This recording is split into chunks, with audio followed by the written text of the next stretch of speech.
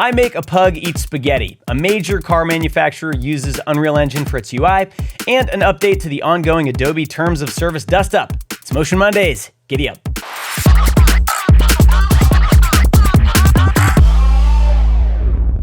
Luma Labs has launched Dream Machine, a text-to-video AI model that's, I'm going to be honest, really cool. The output quality is impressive, and the best part is it's available to try right now. You can literally go try it right this second. I typed in a pug eating spaghetti. Notice no vomit on his sweater already, but a few minutes later, I got this monstrosity. Our friends at Curious Refuge did a side-by-side comparison of publicly available models, Runway, Pika, and the new Luma Labs one, and it's clear that Luma's footage is more dynamic, even inserting edits sometimes.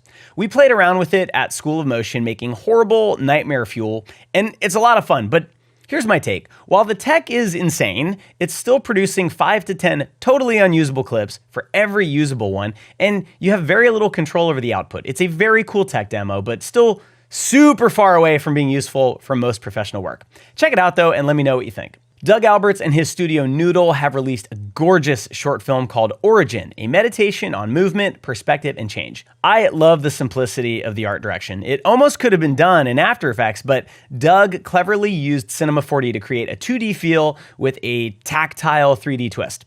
The use of gobos, possibly from Grayscale Gorilla, subtle textures, very polished lighting, and a master's touch with color palettes make this piece really, really fun to watch. Check out the making of on Behance to see how Doug used a long lens or maybe even an orthographic camera to achieve this very graphic, flat look in 3D space. And if you want to learn from Doug's expertise, check out our workshop on his previous film, Bugged, available at schoolmotion.com, link in the description. Adobe's Project Neo continues to evolve, becoming more WOMP-like with new combine modes that treat geometry like gooey, mushy Play-Doh. Aside from the creative possibilities, it's just plain fun to play with. The new avoid mode can be activated on objects, resulting in interesting behaviors as you push them together and adjust the blending setting. Project Neo is designed with simplified 3D modeling tools and built-in render presets that give you pretty neat results, and while it's currently in beta and a bit slow and buggy, you can see where Adobe is heading with this, democratizing 3D and making it more accessible and enjoyable for beginners. Head to projectneo.adobe.com to play around with it yourself. It's time for the School of Motion Student of the Week. Meet Zeph Risson, who's taking Cinema 4D Basecamp and crushing it. In this exercise, students practice using different camera settings, camera movement, and sequencing to create a full piece.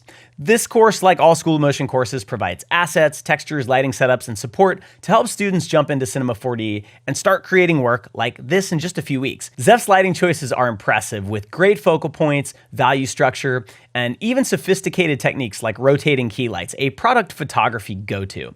So congrats to Zeph on the amazing work, and shout out to his awesome TA, Graham Hutchins, who's been a part of the School of Motion family for years. If you're interested in leveling up your 3D skills, check out the recently updated Cinema 4D Basecamp. Did you know about this Photoshop trick? Look, I've been using Photoshop professionally for nearly 25 years, and I just learned about this from Akshay Ram, a product manager at Adobe.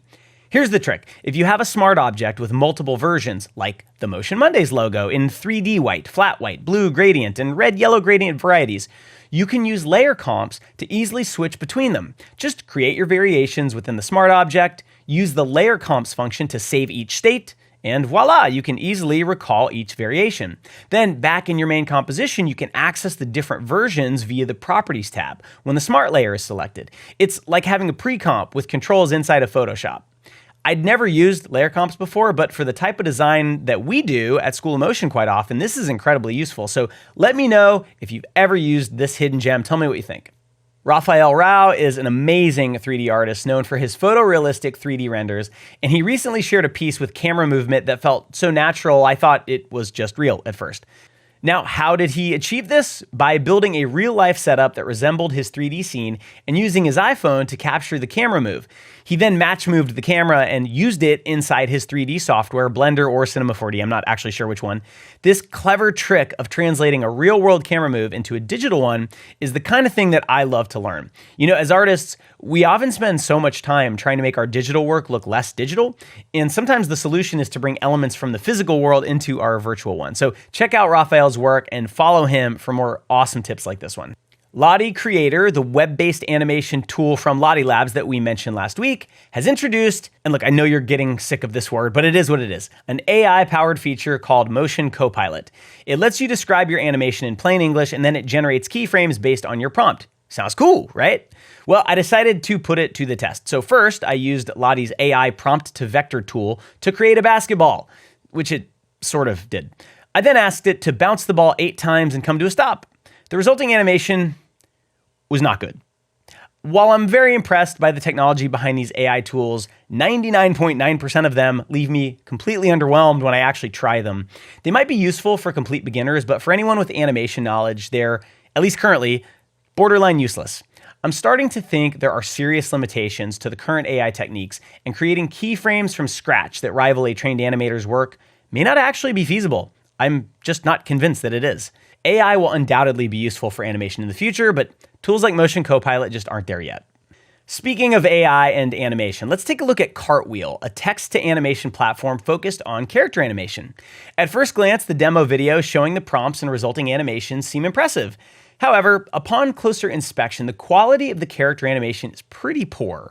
Anyone who's done 3D character animation knows just how much work and detail goes into making movements feel natural with weight, momentum, follow-through, and secondary motion. These AI-generated animations lack almost all of that. I suspect the issue lies in the training data, because great character animation is usually proprietary IP from studios like Pixar, Disney, Blue Sky, and others, which Cartwheel likely doesn't have access to. This reinforces my belief that using AI to create animation solely through text prompts is an approach unlikely to succeed. In my opinion, tools like Cascader, which assist artists with posing and balance while still giving them control, are much more promising. Anyway, check out Cartwheel for yourself, but manage your expectations. I mean, the walk cycles alone are pretty cringeworthy. Friendly reminder, registration for our summer 2024 session at School of Motion is in full swing, and classes are filling up fast. If you want to get an idea of the kind of work you can create after taking one of our courses, check out our student reel recently posted on our YouTube channel. Every single shot was made by a student as part of our course exercises, spanning design, animation, visual essays, 3D, 2D, visual effects, illustration, expressions, and more. We offer a complete curriculum to help you upgrade your skills in any area that you want to improve. Follow the link in the description to explore our course offerings and sign up before it's too late. Classes start July 8th, and we would love to have you join our community of amazing artists. Reach out to our team if you have any questions. We are here to help. Silhouette, Boris FX's powerful rotoscoping and matting software, has added some impressive new features in its 2024 release, powered by machine learning, which, as I just learned from ChatGPT, is a subset of AI. So it's still AI.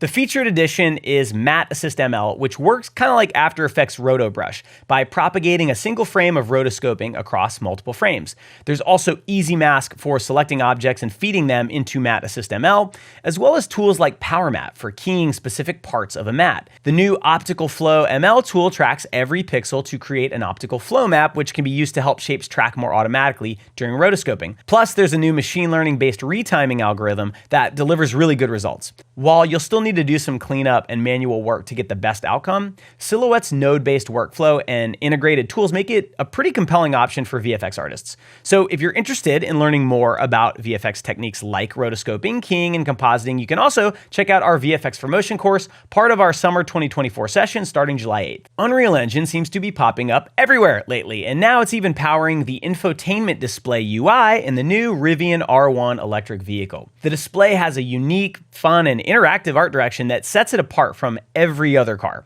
Epic Games recently wrote about Rivian's decision to use Unreal, citing its performance and ability to create a one-of-a-kind user interface. As I've been focusing on the future of motion design over the past year, I'm excited to see new use cases like this emerge because while traditional motion design projects aren't going away, there's a growing need for artists who understand UI and UX principles and who can push the boundaries of what's possible with tools like Rive and Unreal.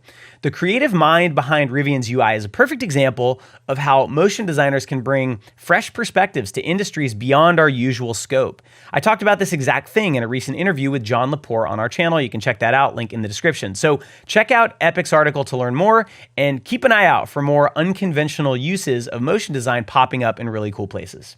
This is a heads up for School of Motion alumni and current spring session students. Our monthly student and alumni meetup is happening this Thursday at 2 p.m. Eastern. Myself and EJ Hassenfratz will be on that live stream. These live hangouts are a really fun, casual way to connect with your fellow artists, ask questions, discuss industry topics, and get portfolio reviews. We sometimes even have guest speakers join us. It's also a great opportunity to get insights into what's happening at School of Motion and what's coming up in the future. So if you're a current student or an alumni, keep an eye out for an email with all the details on how to join. We cannot wait to see you there.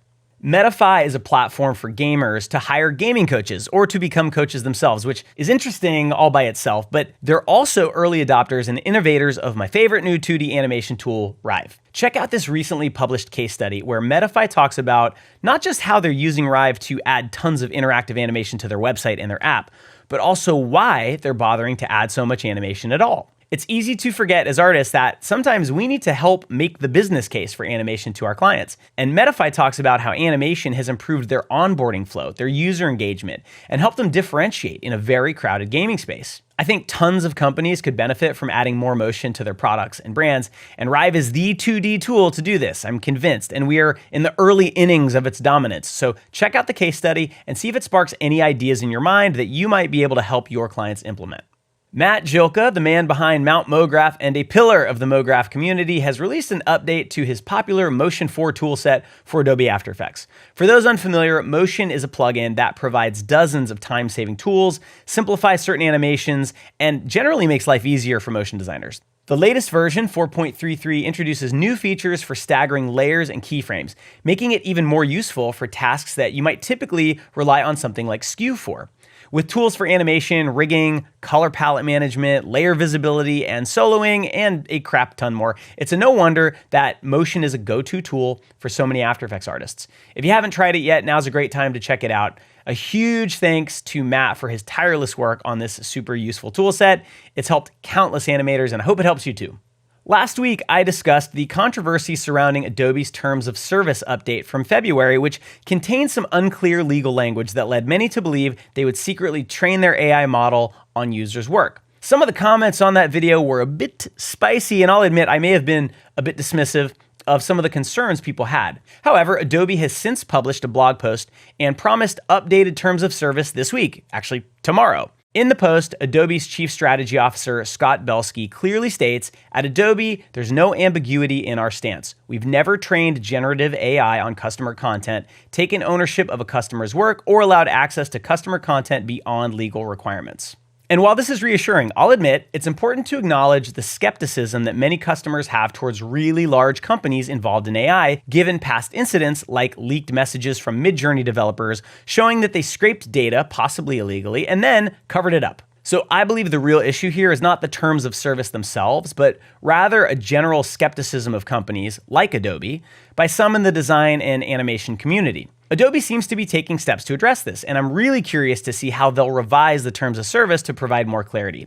As always, I really appreciate your comments, even when you call me a shill and disagree with me, and I really love having these difficult conversations. I think it's important, especially when we don't agree. So let me know your thoughts on this developing situation, and we will stay on top of it and report back when we learn more.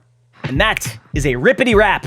That's a terrible term, but I'm gonna stick with it. For this episode of Motion Mondays, I hope you're enjoying these. And if you are, do me a favor, please hit the like and subscribe button so that the YouTube algorithm gods may shine their countenance upon us and help spread the word about School of Motion. Don't forget, registration is open now for our summer session starting July 8th, and I will see you next Monday. Have a great week.